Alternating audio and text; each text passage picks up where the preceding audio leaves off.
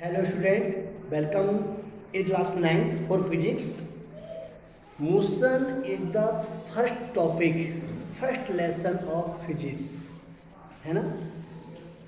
आप लोगों ने बेटा क्लास 8 में अच्छे से स्टडी नहीं कर पाई होगी बहुत से बच्चों ने, क्योंकि स्कूल ही ओपन नहीं हुए हैं। घर पे जितना मटेरियल होगा उतना आपने कंप्लीट कर लिया होगा।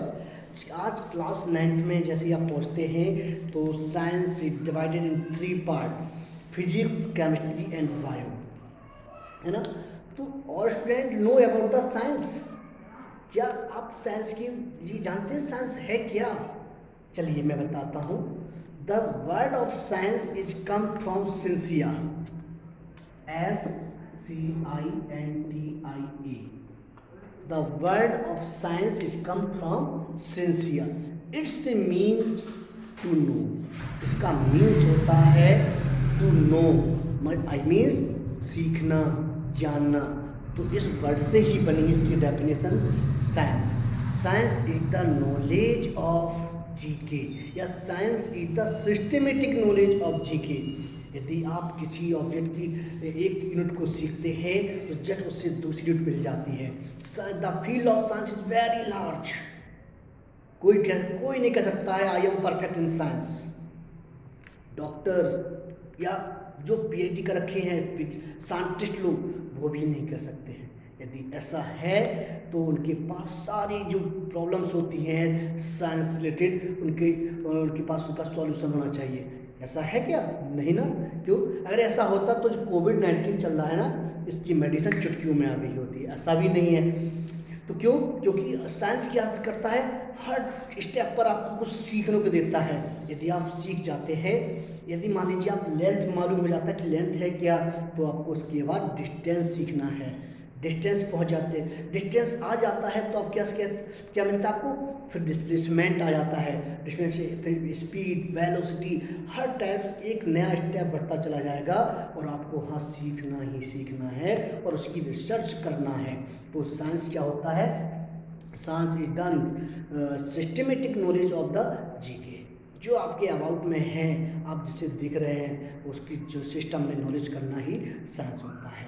आप आगे बढ़ते चले जाएंगे, नया नया आपको क्या कहते हैं उसको ऑब्जर्वेशन देखने को मिलेगा और आप एक नई डिस्कवरी करने के लिए आप अग्रसित हो जाएंगे। क्लियर? नेक्स्ट साइंस को हम डिवाइड करते हैं 3 mostly there are the many branch in the science. Science में बहुत सारी ब्रांचेस हैं। पहली branch physics, second branch chemistry, third branch bio. इस टाइप से ब्रांच बढ़ती चली जाएंगी। तो जो फिजिक्स है वो मैं आज आपको समझा रहा हूँ।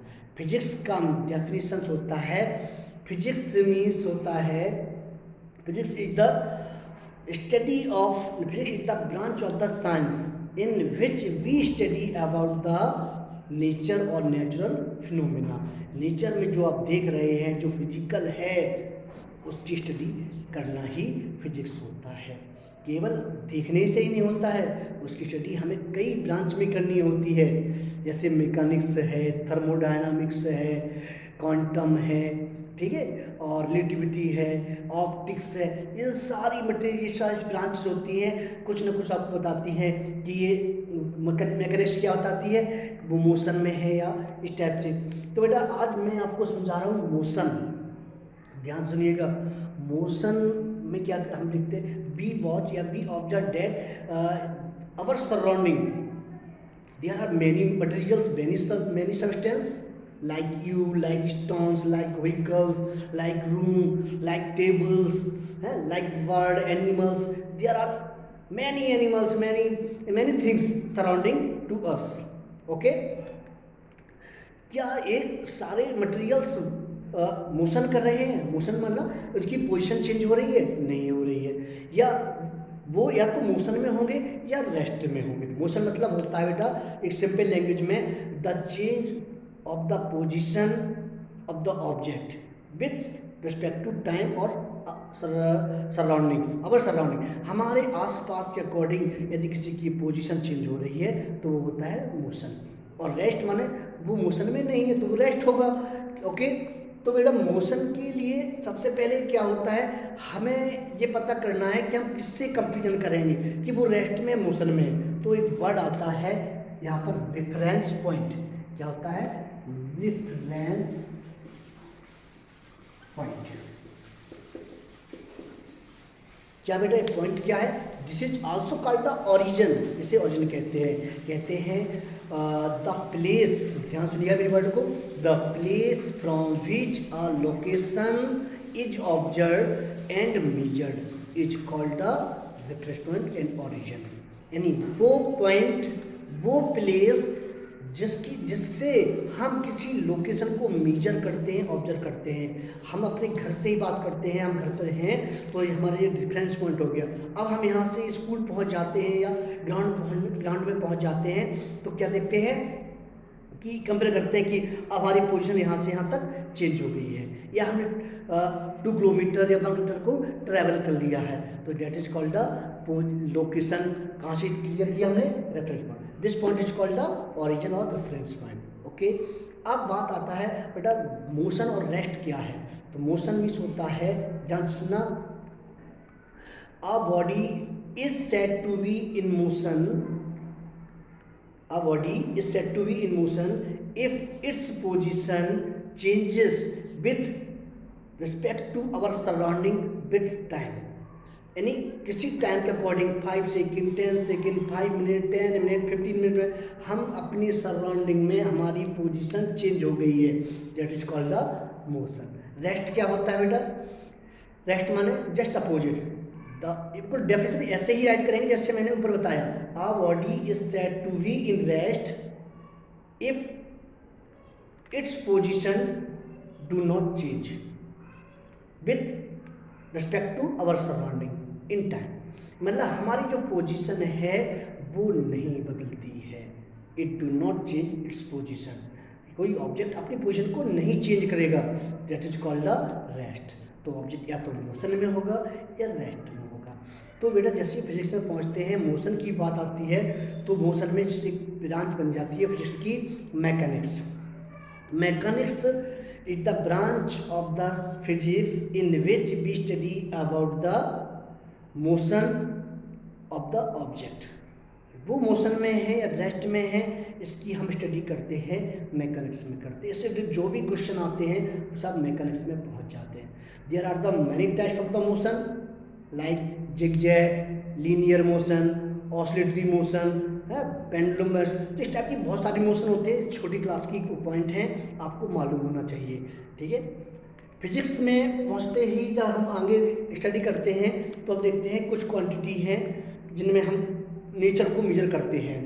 तो उन क्वांटिटी को 2 पार्ट में डिवाइड किया गया है। तो कहते हैं फिजिकल क्वांटिटी, कैसे, physical quantity. There are the 2 types of the quantity, first scalar और दूसरा वेक्टर।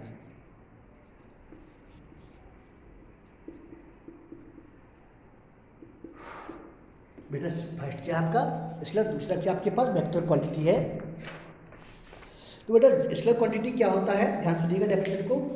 कहते हैं a physical quantity which is described completely by its magnitude only. मतलब एक ऐसी क्वांटिटी, फिर से डेफिनेशन सुनना चाहते हैं ना, सुनिए अगेन फिर से। A physical quantity which is described completely by its magnitude only is called the scalar quantity. कोई भी ऐसी क्वांटिटी जिसे केवल मेजर करने के लिए हमें नापतोल मैग्नीट्यूड की आवश्यकता पड़ती है, वो होता है scalar quantity. Length, distance, speed, area, volume, time, mass, density, इनको मेजर करने के लिए हमें कोई भी डायरेक्शन नहीं चाहिए। टाइम कहीं भी देख सकते हैं, एरिया कहीं भी मेजर कर सकते हैं, वॉल्यूम कहीं भी हो सकता है।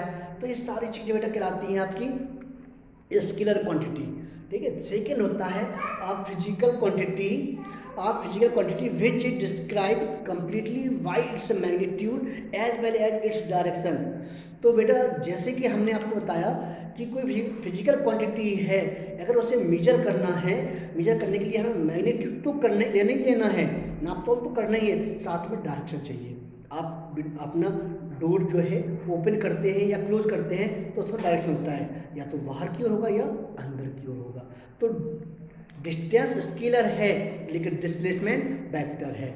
आपका स्पीड स्केलर है लेकिन वेलोसिटी वेक्टर है। एक्सेलरेशन, फोर्स, मोमेंटम, ये सारी वेक्टर क्वांटिटी हैं, इनमें डायरेक्शन लगता है। बेटा वेक्टर क्वांटिटी को हम एक एरो से रिप्रेजेंट करते हैं, where the head is denoted to the direction, ये डायरेक्शन शो करेगा, और जिसकी जो पीछे की लाइन दिख रही है ये रिप्रेजेंट करती है उसका मैग्नीट्यूड। ओके बेटा, यहाँ तक आपको क्लियर हो चुका होगा। नेक्स्ट कंडीशन आती है इसके बाद वो डिस्टेंस। डिस्टेंस है क्या, आप बेटा वॉच कर सकते हैं। मान लीजिए यहाँ से कोई इंसेक्ट है, वो यहाँ से मोशन कर रहा है, इसलिए चल रहा है। आपसे कहा जाए बेटा इसने कितना डिस्टेंस कवर कर लिया, कैसे मेजर करेंगे, स्केल रखेंगे नहीं ना। अब क्या करेंगे बेटा, इसमें हम एक थ्रेड लेंगे। थ्रेड तो जानते ही हो, धागा। थ्रेड लिया, उसको इस टाइप से रखते चले गए और उसको पूरा रखने के बाद इसको हमने खींच लिया इस टाइप से, और उसको स्केल पे हमने रख दिया, है ना। ठीक है, टाइप से आपको क्या मिल गया, टोटल लेंथ मिल गया। तो इसी की डेफिनेशन क्या होगी, कहेंगे the actual length covered by the object is called the distance. उस पर्सन ने, उस ऑब्जेक्ट ने वास्तविक पोजीशन में कितना डिस्टेंस कवर किया है, कितना लेंथ कवर किया है, that is called the distance. Distance मान लीजिए ए से गया है, सी पे आ गया, तो डिस्टेंस होगी ए सी। ठीक है, सॉरी ए बी, बी चलेंगे, यहाँ लास्ट पॉइंट बी मान लीजिए ए बी पर पहुँच गया, ए बी डिस्टेंस हो गया। इसे डी से डिनोट करते हैं या कहीं कहीं से एस से राइट करते हैं। डिस्टेंस की यूनिट होती है मीटर। लेंथ किस में लेते हैं, मीटर में। मीटर इसकी एसआई यूनिट है, जबकि सीजीएस में से सेंटीमीटर में मीटर करते हैं। ओके, कोई डाउट यहाँ पर बेटा। नेक्स्ट क्वेश्चन आपका यहाँ आता है डिस्प्लेसमेंट। डिस्प्लेसमेंट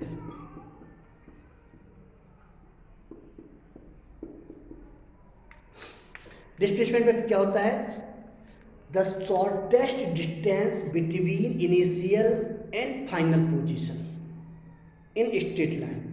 जो शॉर्टेस्ट डिस्टेंस कैसी होनी चाहिए, स्ट्रेट लाइन में होना चाहिए, और वो कहाँ है, सबसे शॉर्टेस्ट डिस्टेंस, सबसे छोटी डिस्टेंस जो इनिशियल और फाइनल, शुरू वाले और लास्ट पॉइंट के बीच में हो, उसे कहते हैं डिस्प्लेसमेंट।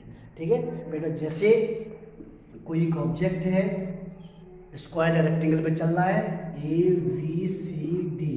ठीक है, लाइक दिस रेक्टेंगल में है, तो क्या करेगा, कोई ऑब्जेक्ट ऐसे चल रहा है, यहाँ बी पे गया, फिर सी पे पहुँच गया, पहुँच गया।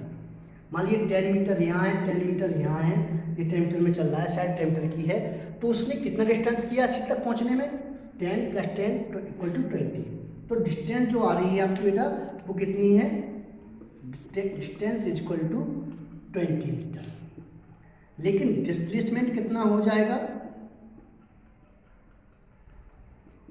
यहाँ से शॉर्ट डिस्टेंस एक स्ट्रेट लाइन में बेटा ये AC होगा डिस्प्लेसमेंट, और ये 90 बन रहा है। जब सॉल्व करेंगे तो इसकी वैल्यू आएगी 10√2, बेटा 10√2 हो जाता है। डिस्टेंस की वैल्यू हमेशा डिस्प्लेसमेंट से ज़्यादा होती है, इक्वल होती है, लेकिन डिस्टेंस कभी कम नहीं होगा। दूसरी कंडीशन बेटा, डिस्प्लेसमेंट भी लेंथ है, तो इसकी यूनिट होती है वो मीटर है, डिस्टेंस यूनिट भी मीटर, इसकी भी यूनिट मीटर। डिस्टेंस हमेशा पॉजिटिव होगा, या तो ऑब्जेक्ट चलेगा या चलेगा ही नहीं, तो क्या हो जाएगा, मीटर वो पॉजिटिव। जबकि डिस्प्लेसमेंट में भी 0, नेगेटिव और पॉजिटिव। हमने बॉल को लिया, ऊपर फेंक दिया और फिर से नीचे आ गया। एक फिर से देखिए यहाँ पर बेटा, ए से चलने के बाद बी सी डी फिर से ए पे आ जाता है, तो डिस्टेंस कितना होगा, 10, 20, 30, 40। लेकिन डिस्प्लेसमेंट कितना हो जाएगा, 0, because initial and final position is the same. जब ऑब्जेक्ट सर्कुलर में होती है तो डिस्प्लेसमेंट 0 हो जाएगा। कब, जब उसी पॉइंट पर आ जाएगा।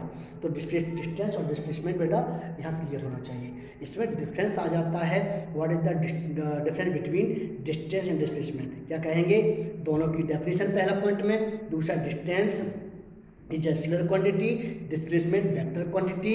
Distance is always positive, is always it may be positive, negative और जीरो। ये पॉजिटिव हो सकता है। डिस्टेंस इज ऑलवेज ग्रेटर और equal to displacement, displacement may be less than और इक्वल। कभी भी डिस्टेंस से ग्रेटर नहीं होगी, या तो उससे कम होगी या इक्वल होगी। बेटा इस टाइप से दोनों की डिफरेंस हो जाता है। यहाँ तक बेटा आपको क्लियर होना चाहिए, समझना चाहिए। पहला रेफरेंस पॉइंट, वो प्लेस, वो लोकेशन और प्लेस जिससे हम अपनी किसी लोकेशन को मेजर करते हैं।